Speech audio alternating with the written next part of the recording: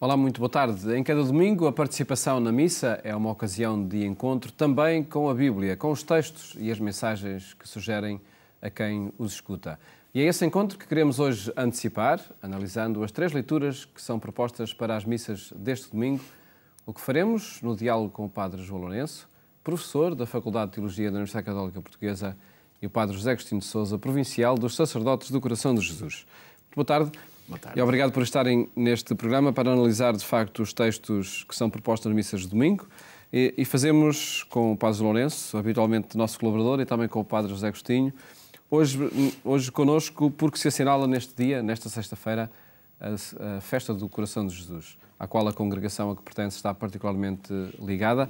E por isso pedia que começássemos por aí, referindo que celebração é esta que a liturgia católica propõe. Para nós é a grande festa, não é? Porque é a festa do nosso patrono, aquele que dá o título à nossa congregação, aquele que inspira a nossa espiritualidade, uma espiritualidade que nos vem sobretudo desta sensibilidade que tinha o nosso fundador, o Padre Deon, para esta contemplação do coração aberto na cruz, este olhar para aquele que trespassaram, que São João nos conta. Remete para esse momento que é narrado na Bíblia, quando Jesus está na cruz e é trespassado. Para o Padre Deon e para nós é o sinal maior do amor de Deus por nós, é aquele Deus que dá a vida por nós, também nos convida a dar a vida uns pelos outros e que praticamente, digamos que inspira toda a nossa forma de estar e nos sensibiliza também para ir ao encontro. Aliás, nós estamos a viver um ano chamado Ano do Coração Ferido, que o nosso Superior-Geral nos decretou, e para esta sensibilidade exatamente, o coração ferido de Deus que acolhe as feridas da humanidade e que nos impele a irmos ao encontro daqueles que estão feridos, estão marginalizados, estão sós, estão abandonados, e para que eles sintam esta presença e este acolhimento, esta consolação que vem deste coração aberto na cruz. Uhum. O que diz esta celebração para os crentes, Padre João Lourenço? Eu creio que esta celebração, contextualizá-la-ia no âmbito da teologia bíblica em duas dimensões. Uma primeira, que aliás costumo realçar neste dia, não sei se é tão canónica como aquilo que o Padre José Agostinho acaba de dizer, mas eu costumo muito focá-la, que é, tomando o pensamento bíblico, colocar o coração como símbolo da humanidade. Provavelmente a nossa época não tanto, mas épocas houve em que a divindade de Jesus sobrepunha-se a tudo, quase que se esquecia a sua humanidade.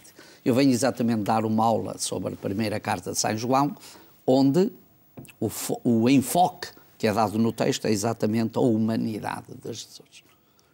E o coração simboliza, de facto, esta dimensão humana, que é muito importante, que aproxima. Sem esquecer a importância da divindade, do Filho de Deus, é importante ter presente esta humanidade. É na sua humanidade que ele redime a nossa própria humanidade. Portanto, esse é um aspecto que é muito importante e, portanto, faço sempre da festa do Coração de Jesus, apesar de não pertencerem ao sindicato do Padre José Agostinho, fazemos dessa festa também um momento importante de reflexão, nesta perspectiva exatamente de que a devoção, a contemplação aproxima-nos de Cristo.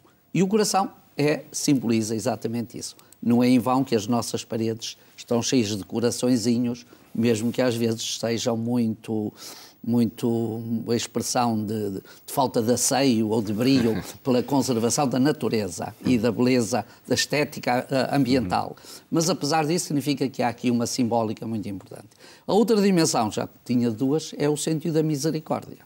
O coração na Bíblia também é, e essa está certamente a dimensão muito espiritual, o sentido da misericórdia que passa na linha do pensamento de Oseias, principalmente, e também de Jeremias, e depois, como aqui foi também referido do profeta Zacarias, a simbólica da misericórdia de Deus.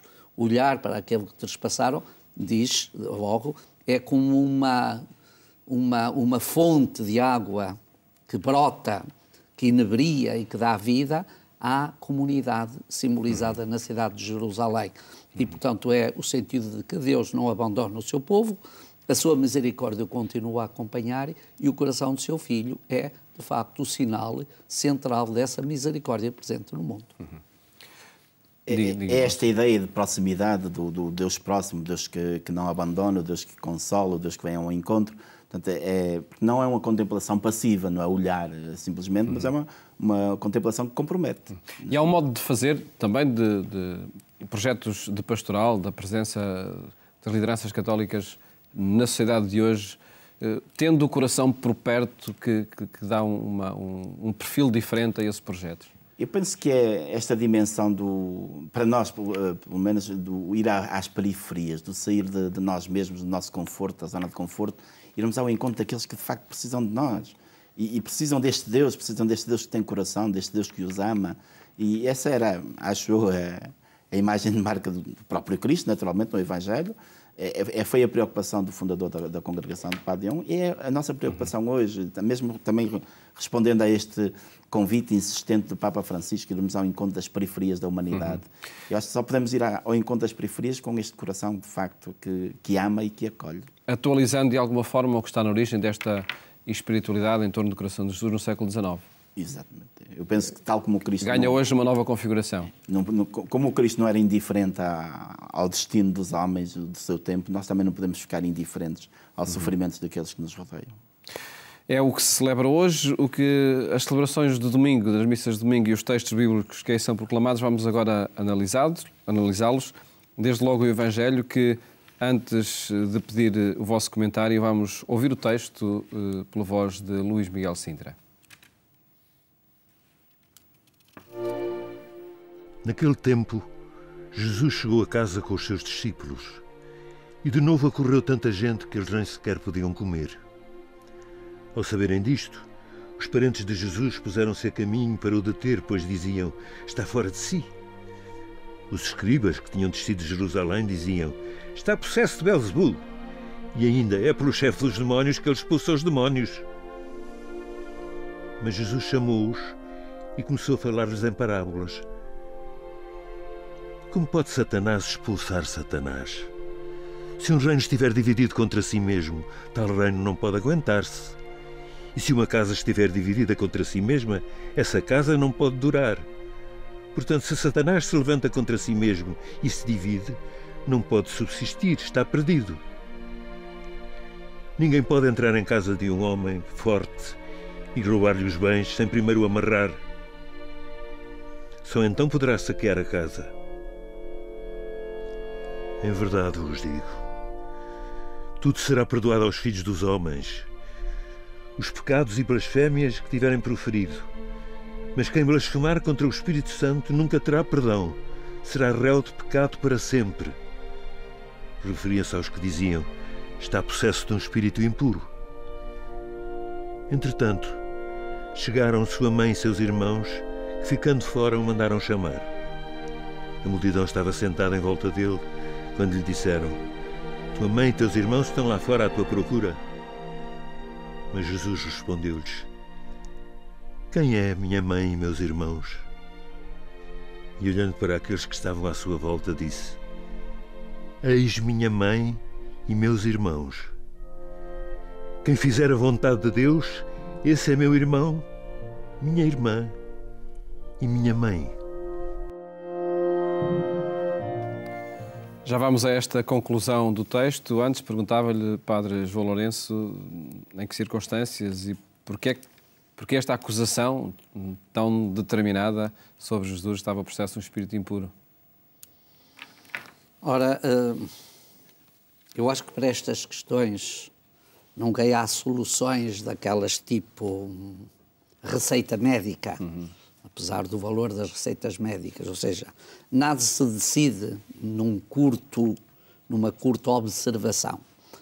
Este texto tem, naturalmente, a complexidade, é um texto muito importante, muito complexo e muito representativo daquilo que é o espírito do Evangelho de Marcos. Marcos é um evangelista que coloca muito em destaque esta missão libertadora de Jesus. Jesus vem para libertar. E uma das dimensões que toca ou que abrange esta libertação é exatamente libertar os homens do espírito do mal, traduzamos por Beelzebub, pelo maligno, pelo que for, pelo espírito que se opõe ao projeto de Deus e que reconfigura, reintroduz cada um naquela relação de amizade e de comunhão com Deus. E isso é muito importante. E isso é reconfigurar uma família nova. Portanto, este texto não serve nem para dirimir a questão da família de Jesus, nem serve como argumento de prova, nem como argumento de contraprova. Serve simplesmente para dizer uma realidade que é a missão de Jesus. A missão de Jesus é de reconfigurar os homens na sua relação com Deus. Para isso é importante libertá-los de tantas coisas. E essa libertação muitas vezes implica, de facto, estas rupturas.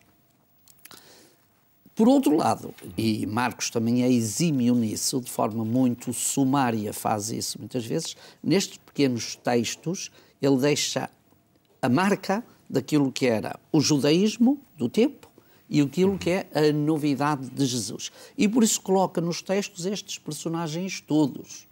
É os escribas, é os fariseus, é os chefes da lei, é os doutores da lei, etc, etc. São os herodianos, são não sei quem mais. Toda aquela tralha do tempo de Jesus. Exatamente para mostrar que há aqui, de facto, uma novidade. E esta novidade passa exatamente pelo sentir-se salvo a partir de Deus. A partir do gesto, da presença, do conforto, do toque de Jesus. Deixar-se tocar por Jesus é iniciar este processo de salvação. Até por esta consideração de quem é a mãe e os irmãos. Exatamente, até por esta razão. Quer dizer, ou seja, vamos dizer isto em palavras talvez muito mais comezinhas. Não vale a pena invocar estas questões da parentela, que nós somos muito hábeis em explorar. Ai, eu sou filho de... Ai, eu venho da família X. Ai, eu venho da parentela Y. Ai, nas minhas veias correm sangue sem mais. Não. Esta construção cristã verdadeira faz-se na relação pessoal. Deixando-se tocar por Jesus, deixando-se evangelizar por Ele e agregando-se à comunhão que Ele constrói com todos e de todos com Deus. E acho que isso é importante. A família cristã não está reduzida, considerando, naturalmente, não estou aqui a tentar nem desfazer, nem pôr entraves à consolidação da família humana. Mas o cristão não pode ficar fechado aí. Essa fechadura bloqueia o horizonte de comunhão. Que desafio é este para quem tem de apresentar esta novidade inaugurada há 2000 anos, mas acredito que continua a ser também nos dias de hoje, esta novidade de Jesus nos tempos atuais? Eu vejo aqui, de facto, este anúncio que Jesus faz do Deus libertador. O Deus que liberta das amarras, das prisões, daquilo que nos impede de viver a comunhão, a fraternidade, nos impede de chegar até Ele. Porque aquilo que são as prisões e as amarras são barreiras que nos impedem de caminhar até Deus. E depois esta novidade de Jesus, que é esta família que já não é só de laço de sangue, mas é uma família que assenta, que se fundamenta nesta palavra proclamada, acolhida e posta em prática. E esta é, para mim, a grande novidade de Jesus, de facto, esta família de todos os filhos de Deus, de todos aqueles que querem aderir a este projeto novo que Ele quer trazer à humanidade. Integrando todos, apesar da história de vida de cada pessoa. Sim, à partida acho que todos somos integrados. Depois podemos recusar esse projeto de vida, mas Jesus vem para todos. Agora, há sempre alguns que se desviam do caminho, acho eu. E passamos à análise do texto da primeira leitura, é do livro do Gênesis, no capítulo 3. Padre Lourenço, o texto diz a páginas tantas: terias tu comido dessa árvore da qual te proibira comer. Claro que há aqui um relato que acredito já tenha feito correr muita tinta, este relato de Adão e Eva. O que é que ele nos diz? Este texto, eu acho que não devíamos classificar em termos de relato, nem de narrativa, porque o relato é a contagem de qualquer coisa que está sucedendo e a narrativa é a descrição de qualquer coisa que eu me sinto envolvido, ou vendo, ou participando, ou documentando. Não. Eu acho isto é, acima de tudo, um texto, por alguns classificando como um texto etiológico, uma etiologia, ou seja, uma tentativa de explicar. Eu olho para este texto como uma espécie de texto de uma catequese. A catequese, para o ser, recorre a uma linguagem, e essa linguagem é representativa e é, ao mesmo tempo, interpelativa. Portanto, se constrói aqui um momento para mostrar uma coisa que acho que é importante, e nisso estejamos numa onda ou noutra, que é importante, que é a sedução da humanidade na sua autossuficiência. É isso que está em causa quando se fala em árvore proibida? A mim, acho que é um bocadinho isto. A sedução da humanidade na sua autossuficiência. Ou seja, pensando-se que se salva a si própria e, portanto, não tem limites, não no sentido físico legalista, mas pensa que é autossuficiente. Isto não tem a ver com a autonomia humana, nem com a liberdade. Tem a ver com a autossuficiência. Tem a ver com o não procurar e não aceitar na sua vida um projeto, um horizonte que vai para além de si próprio. E, portanto, eu diria quase, esta árvore é aquilo que está à mão. Tudo está à mão do homem. Mas a sua verdadeira salvação não está assim tão à mão. É preciso dar o salto para outro horizonte, para outra dimensão. E ele é importante que, de facto, o homem descubra. É o mesmo que diz no Evangelho. Tudo será perdoado, mas o pecado contra o Espírito não. Ou seja, a autossuficiência da salvação, essa não, ninguém alcança. Ninguém alcança. Ela é dom. E dentro da fé cristã, este dom da gratuidade que vem de Deus, que não está ao alcance total, como hoje pensamos, do humano, da autossuficiência humana tão própria hoje em dia nos itens do desenvolvimento autossuficiente, matam, de facto, a condição humana em si, fecham-na, enclausuram-na. E aquilo que era o paraíso passa a ser uma cadeia. Aquilo que era um desejo passa a ser um tormento. É necessário ter, de facto, esta capacidade de descobrir a nossa nudez face à transcendência, face ao absoluto de Deus. Isso é importante. Isso nós temos que estar sempre a descobrir. Padre Agostinho, se eu comentar este texto, acredito que olho para ele mais do que saber quem pecou primeiro. Sem dúvida. Não, eu vejo aqui, quer dizer, acho que é uma situação recorrente na história da salvação. E sempre que o homem vai por este caminho do querer ir sozinho, dá-se mal. E aqui eu vejo isso, é uma quebra da harmonia, da comunhão iniciais, mas ao mesmo tempo, e pela própria história também vemos, quer dizer, apesar de tudo, Deus não desiste de nós. Apesar de haver esta rebeldia, esta quebra da relação e da harmonia, Deus vem novamente ao encontro. Isto para mim é o sinal da confiança que nós podemos ter. Esta foi a primeira queda? No sentido dessa primeira desarmonia com Deus? Sim, aquilo que nós entendemos. É isso que quer significar. Assim é representada, ou seja, exatamente. É a primeira porque está inscrita na condição humana. Em termos de relato, não é? Em termos de relato do acontecido. Não, eu não diria que é em termos de relato do acontecido. É a primeira porque está inscrita assim na condição humana. Quando o homem se descobre a si próprio, a primeira condição que descobre é esta. Ou se sente carente dessa salvação, ou se sente autossuficiente. Não há outro termo, não há outro caminho. Ou há o espírito que bloqueia a Deus, ou ao espírito que se abre a Deus, que constrói em relação de comunhão, de cumprimento de vontade. E talvez possamos passar à segunda leitura, porque temos aí o testemunho precisamente do espírito de quem se abre a Deus, de quem acredita Exatamente. No que está para além das coisas visíveis. É o texto da segunda Epístola de São Paulo aos Coríntios, no capítulo 4. Acreditei, por isso falei. Que testemunho é esse que é apresentado por São Paulo? O testemunho é exatamente este. O acreditar leva ao testemunho. E, para Paulo, foi muito importante, vindo ele do judaísmo, o falar. Embora este falar não é apenas o palrear, como às vezes nós, é dar sinais, é dar testemunho.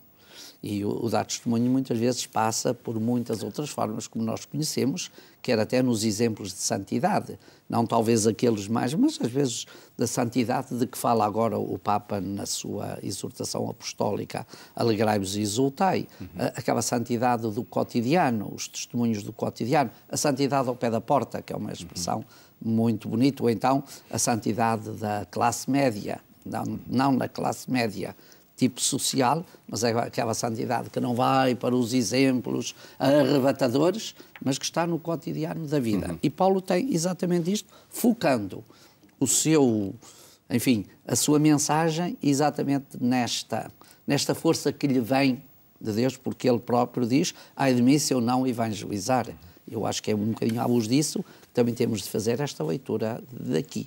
E o evangelizar não é só colocar as coisas temporais, são muito importantes. Às vezes corremos também um bocadinho este risco. Hoje pensamos que evangelizar é só andar a distribuir paninhos quentes ou sopinha fresca, mas evangelizar implica mais coisas. Sem prescindir dessas, implica muitas mais. Implica rupturas, implica opções.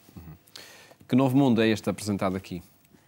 Eu gosto muito deste testemunho de Paulo, ou seja, se é tão importante para mim, eu tenho que testemunhar, eu tenho que evangelizar, eu tenho que levar aos outros, quando a experiência é intensa e é forte para mim. Depois eu gosto muito desta imagem que Paulo apresenta, desta tenda, nós estamos aqui de passagem, mas somos criados para a vida e para a vida para sempre, a vida abundante, a vida que só ganha esta plenitude junto de Deus. Ou seja, nós sentimos-nos sempre peregrinos neste caminhar terreno e acho que tem mais sentido a nossa caminhada quando ela é de facto feita com esta confiança, com esta fé. Acho que nos dá um ânimo muito grande. E são desafios que decorrem destes textos. Agradeço-vos ter estado aqui no programa Eclésia a analisá-los e a sugerir a quem nos está a escutar, num dia em que se assinala esta festa do Coração de Jesus, que a Congregação dos Sacerdotes do Coração de Jesus assinala de forma especial. Muito obrigado. Muito obrigado. O programa Eclésia faz-lhe companhia mais logo, na rádio, na Antena 1, quando forem 22h45. Votos de boa tarde, bom fim de semana. Até à próxima segunda-feira, se Deus quiser.